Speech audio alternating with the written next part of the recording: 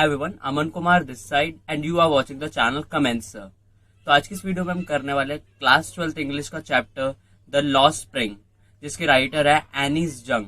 तो इससे पहले हम चैप्टर स्टार्ट करें, मैं आपको बता दूं कि मैंने क्लास 12th इंग्लिश की एक प्लेलिस्ट बनाई है जिसमें जो चैप्टर द लास्ट लेसन मैंने उसे कवर कर लिया है। अगर आपने अभी तक वो वीडियो नहीं देखा है तो डिस्क्रिप्शन बॉक्स में उसका लिंक है, आप वहां से उस वीडियो को देख सकते हैं, या फिर आई बटन पे भी शो हो रहा है, आप वहां से उस वीडियो को देख सकते हैं। इसलिए आप चैनल को सब्सक्राइब भी कर दो और बेल नोटिफिकेशन ऑन कर दो, ताकि क्लास 12 से रिलेटेड जितना भी कंटेंट इस चैनल पे आपको मिलेगा उसकी नोटिफिकेशन आपको सबसे पहले पहुंच जाए और आपसे कोई भी अपडेट जो है वो मिस ना हो। तो हम शुरू करते हैं इस चैप्टर को। ये जो शीट है जिसको मैंने आपके लिए प्रिपेयर किया है, ये आपके जो क्लास 12 इंग्लिश की बुक है फ्लेमिंगो की, उसको मैंने ग्रो थ्रू करके ही प्रिपेयर किया, और आपको कुछ भी नोट करने की जरूरत नहीं है। इसका जो लिंक है आपको डिस्क्रिप्शन बॉक्स में मिल जाएगा, वहां से आप ये पीडीएफ डाउनलोड कर सकते हैं।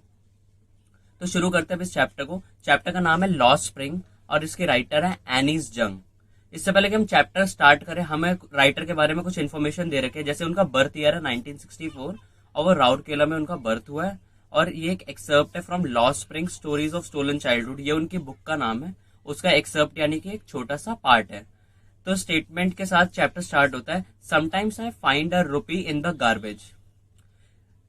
तो ऑथर जो है यानी कि एनीस जंग, वो साहिब से पूछती है, साहिब एक छोटा बच्चा है, उससे पूछती है why do you do this, तुम ये क्यों करते हो। साहिब जो है एक रैक पिकर है, वो कचरा जो है उसको छानता है, उसमें से चीजें ढूंढता है। तो वो कहता है looking for gold in the garbage, वो कचरे में सोना ढूंढ रहा है। साहिब जो है वो उसने अपना घर छोड़ दिया था, वो बांग्लादेश में रहता था ढाका में, क्योंकि वहां पे स्टॉर्म्स आ गए थे, इस वजह से उन्हें वहां जाना पड़ा। ढाका जो है वो बांग्लादेश की कैपिटल है। दस ही लिव्स इन सीमापुरी, इसलिए अब वो सीमापुरी में रहता है। Author without thinking so much asked him, author ने बिना कुछ सोचे समझे उससे पूछा why not you go to school, तुम स्कूल क्यों नहीं जाते। She received the answer that there is no school, तो उसे पता चलता है कि यहाँ पे कोई स्कूल है ही नहीं। तो वो उससे हाफ जोकिंग यानी कि मजाक करते हुए पूछती है, if I start a school will you come, क्या मैं अगर एक स्कूल शुरू करूंगी, स्कूल बनाऊंगी, तो क्या तुम आओगे। तो साहिब कहता है यस मैं आऊंगा। But after few days, Sahib पूछता है उनसे कुछ दिनों बाद, इज योर स्कूल रेडी, क्या तुम्हारा स्कूल तैयार हो गया है। तो ऑथर जो है वो बहुत एम्बेरस हो जाती है और कहती है it takes time to build a school, school बनने में समय लगता है, क्योंकि ये ऑथर के बस की बात नहीं है कि वो एक स्कूल बना सके, और उसे बहुत बुरा लगता है। और उसे ये पता चलता है कि ऐसे कितने सारे लोग होते होंगे जो साहिब को और उसके जैसे बच्चों को ऐसा झूठा वादा करके चले जाते होंगे कि हम तुम्हारे लिए ये करेंगे, हम तुम्हारे लिए वो करेंगे, लेकिन इनको कुछ नहीं मिल पाता है। After few months author ask his name, कुछ महीनों बाद ऑथर जो है साहिब से उसका नाम पूछती है। तो साहिब बताता है साहिब आलम, साहिब आलम यानी कि लॉर्ड ऑफ द यूनिवर्स। तो आयरनी ये है कि वो जो है सड़कों पे घूमता है अपने दोस्तों के साथ, वो भी बेयर फुटेड, नंगे पांव, लेकिन उसके नाम का मतलब क्या है, साहिब आलम यानी कि लॉर्ड ऑफ द यूनिवर्स। तो ये बहुत बड़ी आयरनी है कि उसका नाम तो कुछ और है, लेकिन मतलब उसकी जिंदगी का कुछ और ही चल रहा है अभी। Over months author come to recognise each of them, कुछ महीने बीतते हैं तो ऑथर उन सबको पहचानने लग जाती है। She asked why are you not wearing chappals, तो वो पूछती है कि तुम चप्पल क्यों नहीं पहन रहे। तो जो बॉय है वन, तीन अलग अलग लड़के इसका जवाब देते हैं। सबसे पहले बॉय वन, जिससे वो क्वेश्चन पूछा गया, वो कहता है my mom not bringing them down the shelf, उसकी मॉम जो है शेल्फ के नीचे उन्हें उतार नहीं रही है, वो ऊपर ही रख रखे उन्होंने जूते। बॉय टू जो होता है उसने अनमैच शूज पहन रखे, यानी कि एक पैर में अलग जूता है, दूसरे पैर में अलग जूता है। तो वो कहता है if she did I will throw them, कि अगर उन्होंने मेरे को शूज दिए भी मैं तब भी उन्हें फेंक दूंगा, क्योंकि उसके पास अनमैच शूज थे, दोनों अलग अलग। एक बच्चा होता है वो कहता है आई वॉन्ट शूज, उसे शूज चाहिए, क्यों, क्योंकि उसने कभी शूज पहने ही नहीं है। वन गेव एक्सप्लेनेशन, एक बंदा पीछे से एक्सप्लेनेशन देता है, it is a tradition to walk bare footed, कि ये एक ट्रेडिशन है नंगे पांव चलने का। तो ऑथर जो है वो कहती है कि मुझे पता है, मैं मानती हूँ कि एक ट्रेडिशन होता है जहां पे लोग नंगे पांव ही चलते हैं, जैसे कई गांवों में होता है नंगे पांव ही चलते हैं, लेकिन ये तो सिर्फ गरीबी को छुपाने का एक जरिया है। वो कहती है कि that is only a way to hide perpetual state of poverty, perpetual यानी कि जो पीढ़ी दर पीढ़ी चलती जा रही है।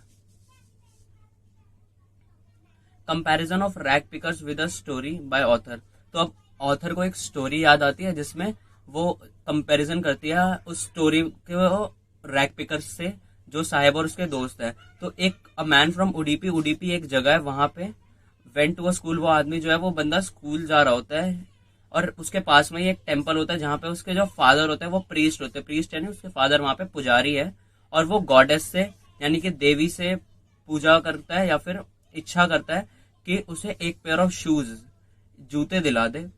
तो आफ्टर 30 ईयर्स जब ऑथर वहां जाती है तो देखती है कि एक नया प्रीस्ट आ गया है वहां पे, और रेड और व्हाइट चेयर्स वहां पे पड़ी हुई है, और वहां पे एक यंग बॉय होता है जिसने यूनिफॉर्म पहन रखी है और उसने शूज और सॉक्स पहन रखे हैं। तो ऑथर को याद आता है जब 30 साल पहले उस बच्चे ने विश मांगी थी, तो जब उसे शूज मिल गए थे तो उसने दोबारा गॉडेस से विश किया था कि कभी मेरे से ये शूज लेना मत, नेवर लूज दी शूज। वो कहती है कि कभी मेरे से शूज मत लेना, लेकिन ऑथर जो है वो ये भी कहते हैं देयर आर स्टिल वंस, अभी भी कुछ ऐसे लोग हैं जो कि शूलेस है। शूलेस कौन कौन है यहाँ पे? रैग पिकर्स, रैग पिकर यानी कि साहेब और उसके दोस्तों की बात हो रही है यहाँ पे। Author goes to Seemapuri. अब ऑथर जो है एनीस जंग, वो सीमापुरी जाती है।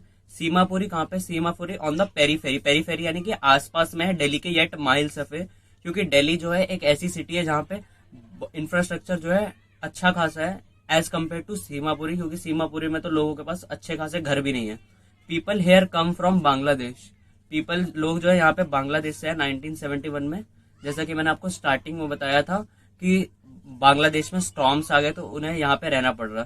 Seemapuri was a waste land, waste land यानी कि बंजर जमीन है और जहाँ आसपास बहुत ही कचरा है। लाइफ इन सीमापुरी, अब जो है सीमापुरी में कैसी लाइफ है उसे डिस्क्राइब करा गया है। Lived for more than 30 years, 30 साल से ज्यादा वहां पे कई लोग रह चुके हैं विदाउट आइडेंटिटी। उनके पास कोई आइडेंटिटी यानी कि कोई आधार कार्ड समथिंग नहीं है कि जिससे वो अपनी आइडेंटिटी दिखा सकते हैं। हाँ, लेकिन उनके पास राशन कार्ड्स हैं जिससे वो ग्रेन्स बाय कर लेते हैं, और उनका मानना यह है कि food is important for survival than identity. जीने के लिए खाना ज्यादा इंपॉर्टेंट है, पहचान नहीं। Survival is rag picking in Seemapuri, Seemapuri में अगर किसी को जीना है तो उसे रैग पिकिंग ही करनी पड़ेगी। Garbage to them is gold, ये किसकी बात है? पेरेंट्स के, पेरेंट्स का सोचना है गार्बेज जो है उनके लिए क्या है? गोल्ड, क्योंकि वो उनके लिए सर्वाइवल जीने का एक तरीका है। चाहे वो ही जो है उनकी डेली ब्रेड है, वही उनकी रूफ है, चाहे भले ही वो लीक क्यों ना कर रही हो। लेकिन बच्चों के लिए वो अलग चीज थी, बच्चों के लिए वो क्या है? Wrapped in wonder. ये आपको आ सकता है क्वेश्चन कि किसके लिए क्या चीज है, तो पेरेंट्स के लिए एक मीन्स ऑफ सर्वाइवल है कि उनको गार्बेज से ही खाना मिल रहा है सारा, लेकिन बच्चों के लिए वो रैप्ड इन वंडर है कि वो हर दिन कुछ ना कुछ ढूंढते रहते हैं, उसमें गोल्ड कॉइन्स, अलग अलग तरह के चीजें ढूंढते रहते हैं वो लोग। फिर उसके बाद Saheb watching two man dressed in white playing tennis. अब साहेब जो है दो आदमी को देखता है जो कि जिन्होंने व्हाइट ड्रेस पहन रखी है और टेनिस खेल रहे हैं। ही लाइक्स द गेम, साहेब को जो है वो गेम पसंद है, और कभी कभी गेट कीपर जो है उसको अलाउ कर देता है to use the swings, swings यानी कि झूले यूज करने के लिए गेट कीपर उन्हें अलाउ कर देता है। Saheb too was wearing a pair of tennis shoes, Saheb जो है उसने भी कुछ एक पेयर ऑफ टेनिस शूज पहन रखे थे। हाँ, हालांकि वो जो शूज थे वो मैच नहीं कर रहे थे उसके शॉर्ट्स और शर्ट के साथ, जो उसकी शर्ट और शॉर्ट थे वो कपड़े उसके मैच नहीं कर रहे थे जूते के साथ। वो जो जूते थे किसी रिच बॉय ने डिस्कार्ड कर दिए थे क्योंकि उसके एक पैर में होल था। लेकिन साहेब जो कि एक बेयर फुटेड बच्चा है, जिस नंगे पांव है, जिसने कभी शूज पहने नहीं, उसके लिए तो एक शूज जिसमें चाहे होल ही क्यों ना हो, एक होल वाला जूता भी उसके लिए ड्रीम कम ट्रू है कि उसका सपना सच हो गया। लेकिन अब जो है Saheb is no longer his own master, Saheb अपनी मर्जी का मालिक नहीं है। क्यों? क्योंकि अब साहेब ने काम करना शुरू कर दिया है ना टी स्टॉल, एक टी स्टॉल में वो काम कर रहा है जहाँ पे उसे 800 रुपए मिलते हैं और सारे के सारे मील्स मिलते हैं, पूरे दिन का खाना, और 800 रुपए मिलते हैं। लेकिन वो हैप्पी नहीं है। क्यों? क्योंकि स्टील कैनिस्टर वो डब्बा है जिसमें उसको चाय लेके जानी पड़ती है, वो जो स्टील कैनिस्टर है वो हैवियर है than plastic bag, plastic bag से बहुत ज्यादा भारी है वो स्टील कैनिस्टर। और सबसे इंपॉर्टेंट बात क्या थी कि बैग उसका खुद का था, बैग वॉज हिज ओन, लेकिन जो कैनिस्टर है वो जो है वो टी स्टॉल ओनर का है।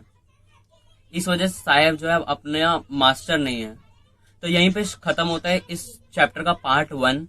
अगर आपको ये वीडियो पसंद आया तो लाइक कर दो और चैनल को सब्सक्राइब कर दो पार्ट 2 के लिए। जल्दी इस चैप्टर का पार्ट 2 आएगा जिसमें हम आगे की बात करेंगे इस पूरे चैप्टर में क्या है, और उसमें मैं आपको वर्ड मीनिंग्स भी प्रोवाइड करूंगा ताकि आपको एक्सट्रैक्ट बेस्ड क्वेश्चंस और सिनोनिम्स में भी हेल्प हो जाए। तो जल्दी से चैनल को सब्सक्राइब कर दो और बेल नोटिफिकेशन ऑन कर दो। तो आज के लिए बस इतना ही। See you in the next video. तब तक के लिए वही पढ़ते रहो, सीखते रहो, आगे बढ़ते रहो।